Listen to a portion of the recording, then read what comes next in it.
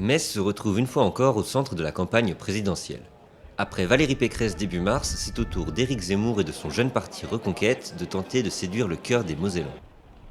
Un déplacement qui n'est pas au goût de tout le monde. On va s'avancer tout doucement vers le Pompidou. Une contre-manifestation était organisée peu avant devant le centre Pompidou par une quinzaine d'associations, de partis politiques et de syndicats. Je suis aussi là parce que de manière générale, je trouve que ces idées sont dangereuses et menacent les gens. Par exemple, moi, en tant qu'homosexuel, je ne me sens pas en sécurité avec Éric Zemmour et les gens qui prônent son idéologie.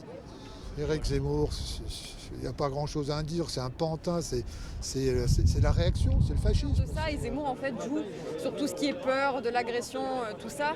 Et certains aussi sont nostalgiques, je pense, d'une France qu'ils n'ont pas connue et qui a jamais pour moi existé de toute manière. Pendant ce temps, les arènes de Metz se remplissaient.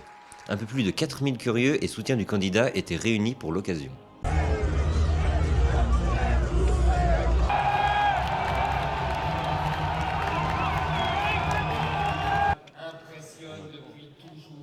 Déçus des partis traditionnels, en Éric Zemmour, ils trouvent des valeurs dans lesquelles ils se reconnaissent.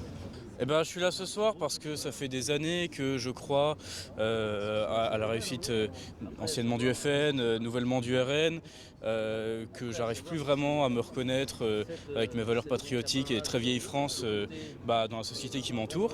Son programme, aussi clivant qu'on puisse penser qu'il est, il arrive vraiment à rassembler deux courants politiques qui jusque-là étaient quand même assez diamétralement opposés. Je suis assez d'accord. À la sortie, plusieurs thématiques évoquées par le candidat semblent importantes pour ses spectateurs. L'éducation, la défense et l'économie. Je vois qu'il y a une certaine insécurité qui règne dans nos villes quand même, et donc je pense que ça déjà c'est une priorité. Contrairement à eux, la moitié des Français n'avaient pas fait leur choix début janvier.